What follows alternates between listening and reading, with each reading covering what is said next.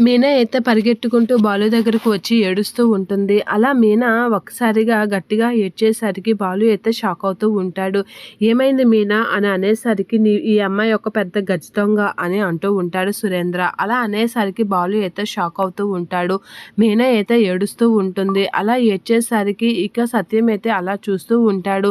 ఈ అమ్మాయి ఇలాంటి దాయని నేను అనుకోలేదు. ఇలాంటి చీప్‌గా బతికే కన్నా చావడం మంచిది.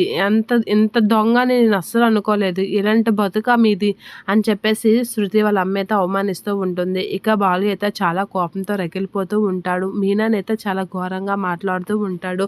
వీడొక క్రిమినల్, వీడి భార్య మంచిగా ఉంటుందని ఎలా అనుకుంటాం?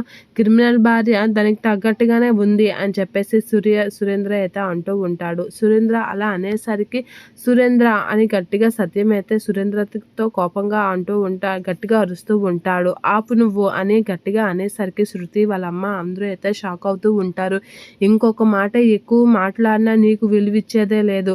ఏంట్రా నువ్వు మాకు విలువిచ్చేది? నీవు మా విలువల గురించి నువ్వు మాట్లాడేదేంట్రా అని చెప్పేసి సత్యం చాలా సీరియస్గా అడిగేసరికి ఏంట్రా నేను నీకు విలువిచ్చేది, నువ్వు నాకు విలువిచ్చేది అని చెప్పేసి సురేంద్ర అయితే అంటూ ఉంటాడు. ఇక సత్యం ఏమనకుండా అలా సీరియస్గా చూస్తూ ఉంటాడు. వీడు పెద్ద గజ దొంగ, ఇలాంటి బతుకు బతికే కన్నా అడుక్కు తినొచ్చు కదా అని మీనానైతే తిడుతూ ఉంటాడు సురేంద్ర. అలా తిట్టేసరికి నా భార్యనే ఇన్ని మాటలు అంటావా అని చెప్పేసి బాలు అయితే సీరియస్ అవుతూ ఉంటాడు సురేంద్ర మీదకి. సురేంద్రని అయితే కొడుతూ ఉంటాడు. అలా సురేంద్రని కొట్టగానే శృతి అక్కడికి వస్తూ ఉంటుంది.